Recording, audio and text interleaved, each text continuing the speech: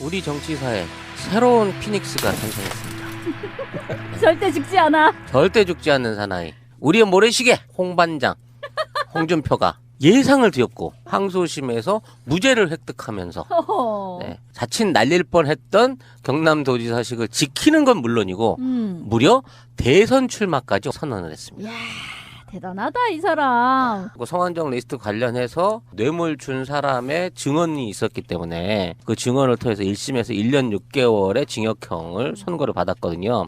이게 이 추세로 쭉 나가면 어떻게 가든지 간에 지사직은 날아갈 판이었는데 놀랍게도 1심에서는 믿어주었던 증인의 증언은 2심의 재판관은 난 못 믿겠는데 의심이 가는데 라는 이유만으로 사실상 무죄를 선고해버리는 놀라운 사태가 또 한 번 벌어졌습니다. 근데 이 사람 진짜 명줄이 기네요. 근데 가만 보면 이 사람이 자기 어떤 운명에 대해서 참 놀라울 정도로 잘 빠져나가는 사람이로구나 라고 느꼈던 게 지난번에 성완종 리스트 관련해서요. 돈 받은 거 딱 거기 나와 있었잖아요. 1억 이렇게 딱 나와 있었잖아요. 시가도 아니고 딱 1억 나와 있었는데 거기에 대해서 이 사람이 그때 그게 선거 자금이었고 청와대까지 흘러간 것으로 점점점 이렇게 얘기를 했거든요.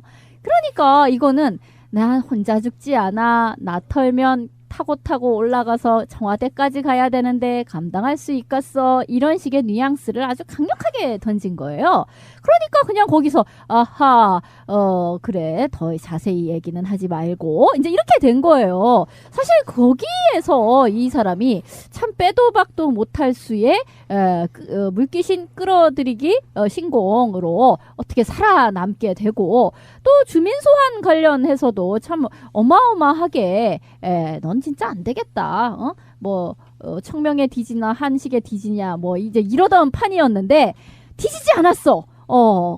막 맞불 작전 비슷하게 막 네가 소환하면 나도 소환한다라는 식으로 그렇게 같이 칼을 겨누고 해가지고 그것도 다 불법으로 드러나고 했지만 이런 아주 어려운 사태를 맞아서 그래도 선수로 뛸 사람 나밖에 없지 하면서 급방긋 하게 된 상황이죠. 홍준표가 무죄를 받으면서 기자회견에서 양아치 친박과 청와대가 만든 작품 이렇게 얘기를 또 질러대네. 그러니까 홍준표는 대선 출마하겠다고 직접 말한 건 아닌데 말하는 게 앞으로 국민을 위해서 뭔가 해볼 텐데 여러분들이 성원 바란다 하면 이제 우리는 대선 출마할 거라고 받아들이는 거고요. 나는 오늘 이 지점에서 이 생각이 먼저 드네요. 세종대왕이 한글을 만든 이유로 알 것 같아. 왜? 재판부 이 새끼들이 이런 식인 거야. 홍 지사의 유죄가 인정되려면 성 전 회장으로부터 돈을 받아 홍 지사에게 전달했다고 하는 윤승모 전 경남기업 부사장의 진술의 신빙성이 입증돼야 하는데 여기까지는 이해되지. 그다음에 윤 씨 진술의 신빙성이 합리적 의심을 배제하기 어려울 정도로 증명되지 않았다. 이게 뭔 말이야? 이해할 수 있어? 아니 70 넘은 한명숙 총리는 돈을 안 받았다는데 의자가 받은 걸로 하고 증인들이 위증을 했다는 것도 밝혀졌는데도 불구하고 정황상 받은 게 맞잖아 해가지고 지금 실형을 살고 있는데 이 새끼는 무슨 놈의 재판이 있다위야. 그 윤승모라고 하는 경남기업 부사장 있잖아요.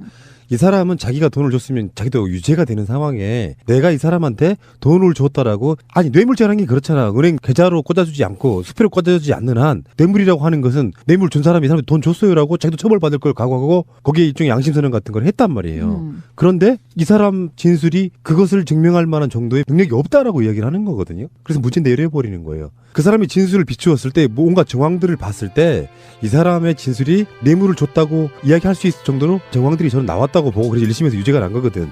근데 재판부가 이런 식으로 말을 꽈가지고 비틀어서 대단한 뭐가 있는 것처럼 네 말만 갖고는 증거가 안 돼. 계좌로 주지 않았는 이상 모든 뇌물은 무죄라 이렇게 말한 거 똑같단 말이에요. 한글 만드신 세종대왕의 뜻을 알 것 같다니까. 근데 이게 이제 정치적인 판단이 반드시 들어갔다고 하는 전제 하에서 도대체 홍 지사의 그 역할 또는 홍 지사를 대선 후보군에 포함시켜가지고 판을 만들어 보려는 이 뒷배는 과연 어디서 나온 힘인지가 지금 의심스럽다는 거야.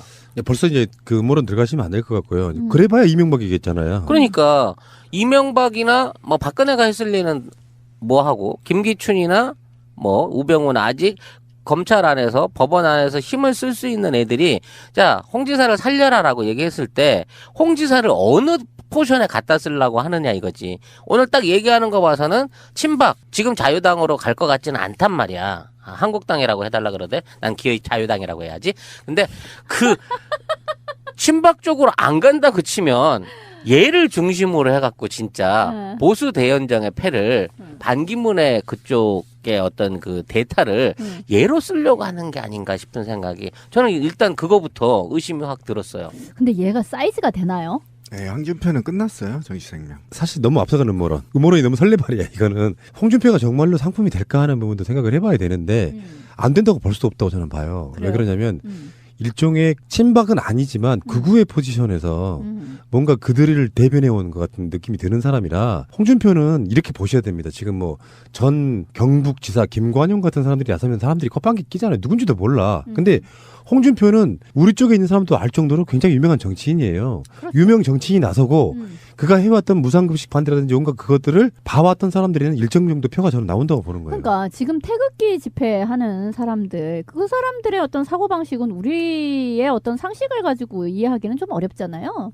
근데 뭐 지금 뭐 김진태나 이런 사람이 나와서도 이제 박수를 받고 있어요. 그리고 거기에서 횡행되는 논리는요. 뭐 일단은 빨갱이를 몰아내자 같은 이야기를 하고 있는 것이고 그리고 보수가 결집해야 된다. 이제 이런 이야기를 하고 있는 거잖아요. 그러니까 박근혜는 어쩔 수 없이 탄핵된다 하더라도 빨갱이에 의해 가지고 그 대한민국이 전복되어서는 안 된다 이런 식의 막 위기 의식을 고취하고 뭐 그 안에선 또 뭐 왠가 종류의 어떤 거짓말과 공포가 난무하고 있는 상태이긴 한데 거기에서 지금 아수분대로 이게 꼭 마음에 들어서는 아니지만 워낙에 말이 없다 보니까 그냥 이 말이라도 하나 갖다 써보자라는 개념에서 김진태보단 낫잖아. 그리고 알잖아. 홍준표에 대해서는 두루두루들 어르신들 다 아시죠? 홍지사. 그러면 그리어 내가 기억이 나. 이제 이런 정도로 인지도가 어느 정도 있고 그리고 이 사람은 무상급식의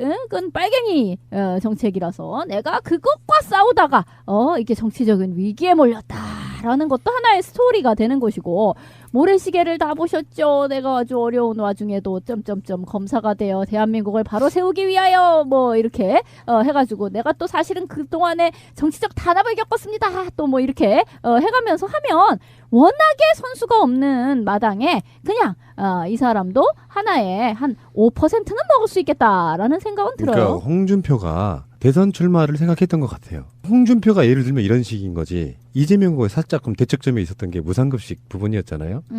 홍준표가 내세우는 치적이 하나 있습니다. 채무 제로. 그러니까 경남도가 그 전에 워낙에 빚이 많았기 때문에 그 빚을 갚기 위해서 홍준표가 전람했다는 명분이 무상급식 같은 걸 쳐내는 거였다고. 그래서 실제로 채무 재료가 됐다고 해요. 그러면 보수 쪽 사람들이 봤을 때는 꽤 일도 잘하는 사람처럼 이미지화 시킬 수 있단 말이에요. 어떤 마인드를 떠나가지고. 그러니까 홍준표가 까미 되냐 안 되냐는 두 번째 문제고 그건 우리의 시각인 거지. 아무튼 아까 말씀하신 것처럼 그냥 조금이라도 뭔가 건드리게 있으면 다 모아가지고 걔네들의 2% 3%짜리 지지율을 모아가지고 10몇 프로 20% 만들고 싶은 그들의 욕망 속에 홍준표는 굉장히 달콤한 후보군이 이제 떠오른 거지. 아니 지금 하다못해 김진 이런 사람도 지금 나오는 판이잖아요. 근데 진짜 한 막 축구팀 정도로 후보가 막 군이 이렇게 쫙 나리비가 쓰는데 사실은 다 0%거든. 0%인 사람 한 10명이 지금 등판을 해 있는 상태인데 곱하기가 안 되네. 0 곱하기 뭐를 해 다 0이야. 더하기도 안 되고 참 어려워요. 근데 그래도 다 0000인 상태에서 이 사람은 조금이라도 잔전이라도 있다. 잘 긁어 모으면. 있어. 라는 거에서 기중 낮다. 이렇게 볼 수 있는 거죠. 뚝심 같은 거 있잖아요. 보수 어르신들 보기에는 좌빨들 무상급식 됐어 안 해. 그 정도 뚝심이라고 보는 거야. 뭐 똥꼬집이 있어 보이잖아. 그렇지, 어쨌든. 그렇지. 홍준표의 앞으로 뭐 정치적 위상은 상당히 당분간은 어느 당으로 어떤 정치 입장을 내놓을지는 기대가 되는 입장이지만 자기 나름대로는 그나마 지금 여당에 제대로 된 놈이 없는 입장에서는 자기도 충분히 해볼 만하다는 꿈을 가질 만한 상황인 것만은 맞아요. 그래서 하나가 더 이제 얘기해볼 수 있는 게 홍준표처럼 이렇게 무죄받으면 날개 달잖아요. 박근혜 만약에 탄핵 기각돼도 비슷한 의기양양이 있을 거란 말이야. 근데 홍준표는 지금 범국민적인 관심사람이 아니기 때문에 그냥 넘어가는 거지만 만약에 박근혜 탄핵이 기각되면 또 국민들을 완전히 더 자극하는 아무튼 어쨌든 간에 홍준표의 기고만장 정말 눈꼴실이네요. 네, 한동안 또 이 컨벤션 효과 하면서 또 얘기들이 홍준표 중심으로 돌아가게 될 거고 지금 뭐 홍준표 지지율이 1%가 못 된다고 하지만 또 나중에 여권 후보군에 올라오게 되면 15%는 먹고 무조건 들어가는 또 이게 있으니까 어떤 방식으로 자기 위치를 잡아갈지는 앞으로 계속 두고 봐야 될 거는 맞는 일인 것 같습니다.